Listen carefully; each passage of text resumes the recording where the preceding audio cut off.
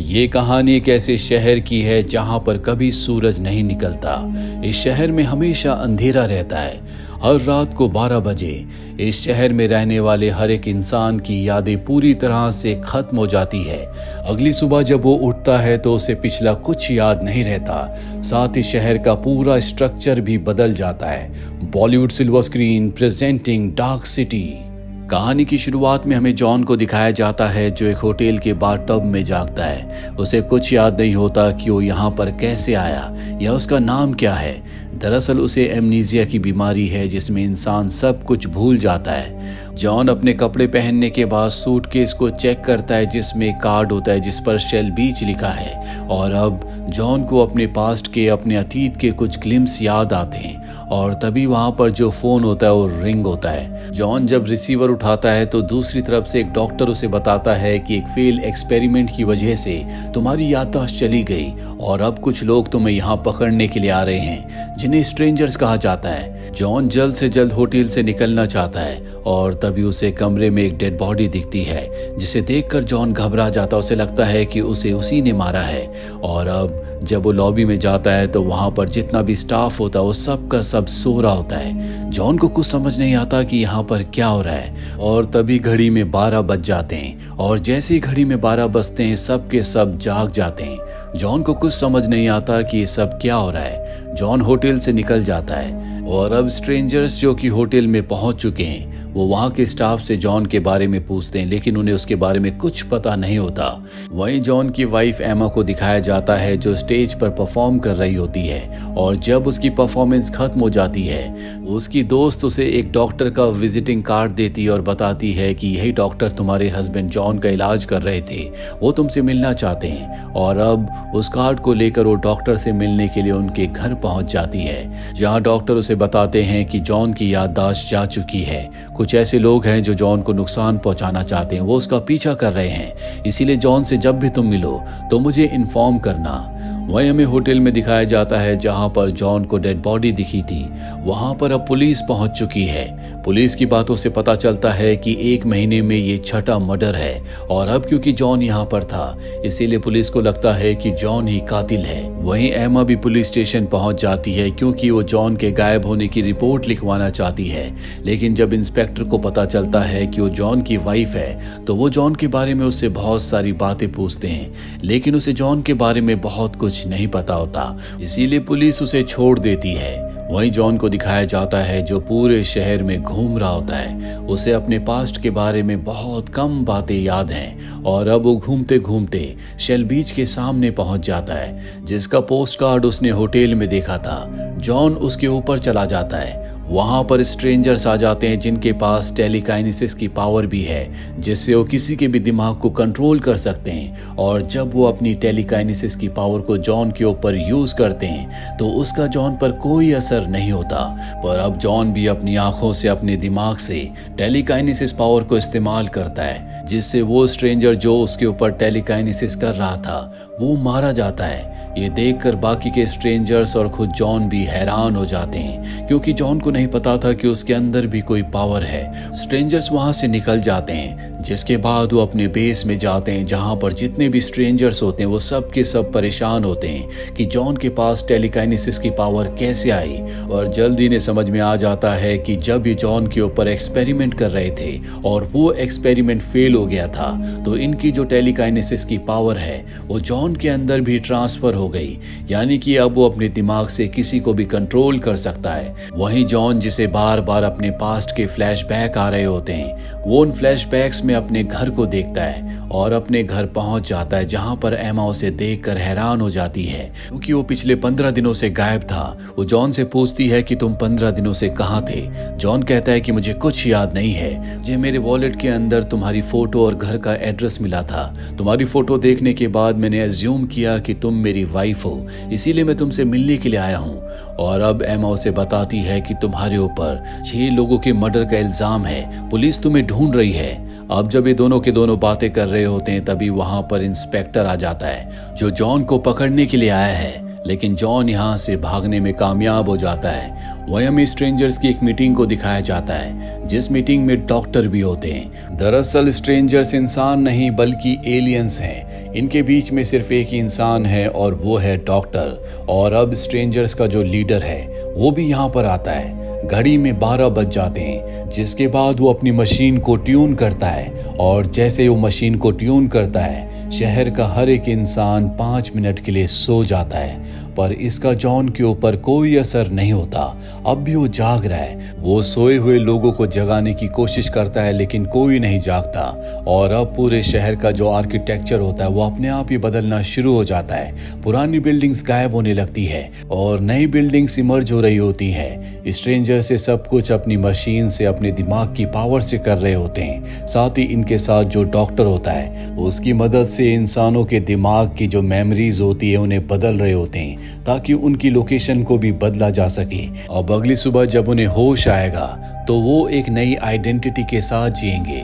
यहाँ पर स्ट्रेंजर्स अपने लीडर से कहते हैं कि जब वो ट्यूनिंग कर रहे थे, यानी कि अपने दिमाग की पावर को इस्तेमाल कर रहे थे, तो उन्हें कुछ प्रॉब्लम हो रही थी। लीडर समझ जाता है कि ये सब कुछ जॉन की वजह से हो रहा है, हमें जल्द से जल्द उसे पकड़ना होगा। डॉक्टर कहता है कि मेरे पास जॉन की मेमोरी है, अगर हम उसकी मेमोरी को किसी स्ट्रेंजर के अंदर इंजेक्ट कर दे तो हमें पता चल जाएगा कि जॉन इस वक्त कहाँ पर है। दरअसल इनके पास ऐसी टेक्नोलॉजी होती है जिससे किसी भी इंसान की मेमोरी को निकाल कर दूसरे इंसान या स्ट्रेंजर के दिमाग के अंदर डाल सकते हैं, जिससे उसका दिमाग पूरी तरह से स्विच हो जाएगा। और अब ये जॉन की मेमोरी को एक स्ट्रेंजर के दिमाग के अंदर डालते हैं, जिससे स्ट्रेंजर को पता चल जाता है कि इस वक्त जॉन कहाँ पर है। वही जॉन को दिखाया जाता है जो किसी भी तरह से शेल बीच तक पहुंचना चाहता है। वो शेल बीच की तलाश करते हुए एक सबवे तक पहुंच जाता है, जहां पर वो लोगों से शेल बीच के बारे में पूछता है। लेकिन हैरानी की बात यह होती है कि सबको शेल बीच के बारे में पता तो है, लेकिन वहां जाने का रास्ता किसी को नहीं पता। जॉन इसके बाद एक बार फिर से उस पोस्ट कार्ड को देखता है जो उसे होटल में मिला था। उस पर लिखा होता है के हैरिस एंड को फिशरीज। और अब वो के हैरिस के घर पहुंच जाता है। वहां जाकर उसे पता चलता है कि हैरिस उसके अंकल हैं। वो अपने अंकल से अपने पास्ट के बारे में पूछता है, लेकिन हैरानी की बात यह होती है कि उसके अंकल के पास उसकी सिर्फ बचपन की यादें हैं, उसकी जवानी की यादें उनके पास नहीं हैं। वो बताते हैं कि तुम्हारा पूरा बचपन शेल बीच के पास ही बीता है, मैंने ही तुम्हारी परवरिश की है, क्योंकि आग लगने की वजह से तुम्हारे माता पिता की मृत्यु हो गई थी। और अब जॉन कहता है कि मैं शेल बीच जाना चाहता हूँ, आप मुझे वहां जाने का रास्ता बता दें। पर उसके अंकल को भी वहां जाने का रास्ता नहीं पता। अब जॉन को पकड़ने के लिए यहाँ पर स्ट्रेंजर्स आ जाते हैं। वो यहाँ से भागने की कोशिश करता है, लेकिन स्ट्रेंजर्स उसे चारों तरफ से घेर लेते हैं। तभी यहाँ पर इंस्पेक्टर उसकी वाइफ एमा के साथ आ जाता है, जो जॉन को लेकर अपने साथ यहाँ से निकल जाते हैं। उसके बाद इंस्पेक्टर उससे 6 मर्डर्स के बारे में पूछता है। जॉन कहता है कि मैंने वो मर्डर नहीं किए, ना ही मुझे कुछ याद है। मुझे यहाँ इस शहर में कुछ भी समझ नहीं आता। शेल बीच जाने का रास्ता किसी को नहीं पता, जबकि शेल बीच के बारे में हर कोई सब कुछ जानता है। साथ ही इस शहर में कभी दिन नहीं होता, यहाँ पर हमेशा अंधेरा रहता है। वो अपनी टेलीकाइनेसिस की पावर इंस्पेक्टर को दिखाता है। ये सब बातें सुनकर और उसकी पावर्स देखकर इंस्पेक्टर हैरान हो जाता है। साथ ही उसके पास जॉन के किसी भी सवाल का कोई जवाब नहीं होता।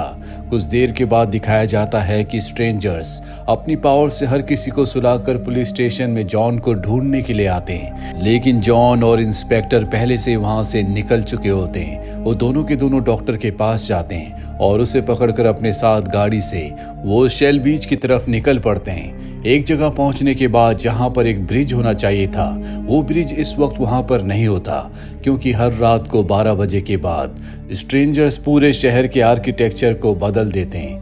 अब ब्रिज ना होने की वजह से वहां से तीनों के तीनों बोट से आगे निकलते हैं, जिसके बाद डॉक्टर इन्हें पूरा सच बताता और कहता है कि स्ट्रेंजर्स जो तुम दोनों को ढूंढ रहे हैं वो इंसान नहीं है, वो दूसरे प्लेनेट से आए हुए एलियंस हैं। उनकी स्पीसीज जब खत्म हो रही थी तो वो हमारे प्लेनेट पर आए, जहां उन्होंने इंसानों को देखा। इंसानों के अंदर आत्मा होती है, लेकिन स्ट्रेंजर्स के अंदर आत्मा नहीं होती, और वो इंसानों की आत्मा के जरिए अपनी स्पीसीज को खुद को बचाना चाहते हैं। इसीलिए उन्होंने उन्होंने इंसानों के ऊपर एक्सपेरिमेंट करना शुरू कर दिए। वो इंसानों की यादों पर काम करना चाहते हैं, इसीलिए उन्होंने बहुत सारे इंसानों का अपहरण किया, जिसके बाद अपने स्पेसशिप में वो उन सब को लाए, जहां पर उन्होंने पूरा एक शहर बनाया। उस शहर को हर रात को पूरी तरह से बदल देते हैं, साथ ही इंसानों की मेमोरीज को बार बार रीसेट करते हैं। कई बार एक इंसान की मेमोरी को दूसरे इंसान के ब्रेन में डाल देते हैं, ताकि उन्हें पता लग सके कि इससे इंसान के दिमाग पर, उसकी जिंदगी पर क्या असर पड़ता है। जॉन के साथ भी इसी तरह से बार बार एक्सपेरिमेंट्स किए गए, लेकिन बार बार एक्सपेरिमेंट होने की वजह से उस पर इन एक्सपेरिमेंट्स ने काम करना बंद कर दिया। साथ ही स्ट्रेंजर्स के अंदर जो पावर थी वो भी उसके अंदर आ गई, जिस वजह से उसे इस दुनिया की सच्चाई के बारे में पता चलने लगा। स्ट्रेंजर्स ने मेरी कभी भी मेमोरी को नहीं बदला, क्योंकि उन्हें मेरी जरूरत है। यहाँ पर मैं इकलौता डॉक्टर हूँ जो मेमोरीज को ट्रांसप्लांट कर सकता है। जॉन पूछता है कि यहाँ हमेशा अंधेरा क्यों रहता है, यहाँ कभी सूरज क्यों नहीं निकलता। डॉक्टर बताता है क्योंकि वो सूरज की रोशनी को बर्दाश्त नहीं कर सकते, इसीलिए उन्होंने इस शहर को ऐसी जगह पर बनाया है जहाँ पर सूरज की रोशनी नहीं आती। और अब ये धीरे धीरे आगे बढ़ते बढ़ते शेल बीच तक पहुंच जाते हैं, लेकिन हैरानी की बात ये होती है कि वहां पर कोई बीच नहीं होता।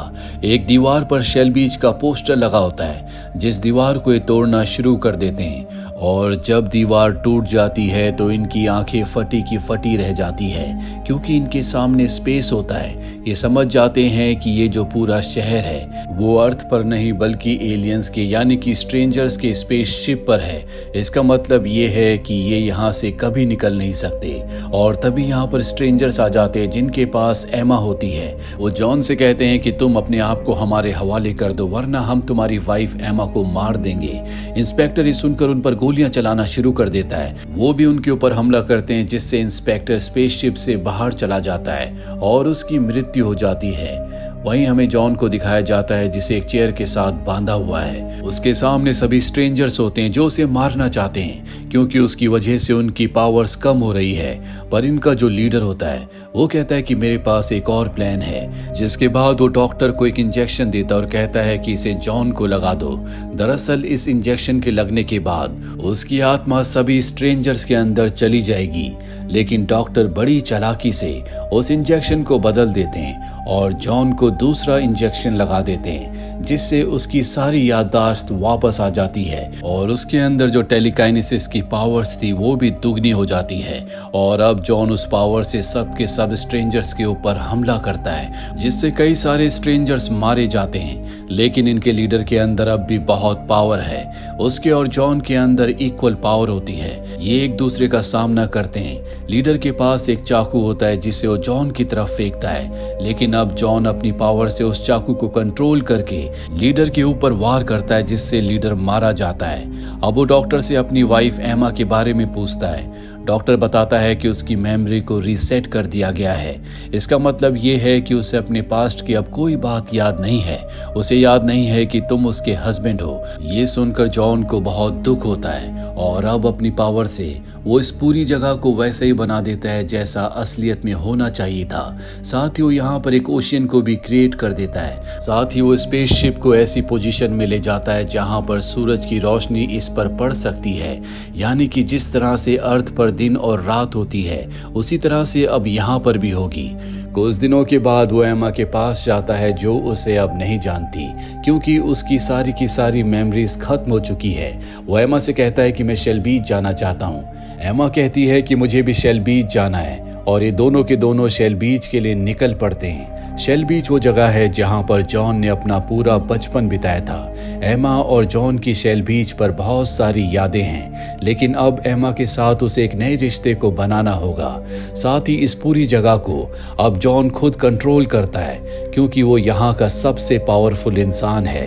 यहाँ पर रहने वाले लोगों को नहीं पता कि ये स्पेसशिप के अंदर है, क्योंकि स्ट्रेंजर्स इन सब का अपहरण करके अर्थ से इन सब को यहाँ पर लेकर आए हैं और इन सब को अब भी यही लगता है कि ये अर्थ है। इसी के साथ ये फिल्म, ये कहानी यहीं पर खत्म हो जाती है।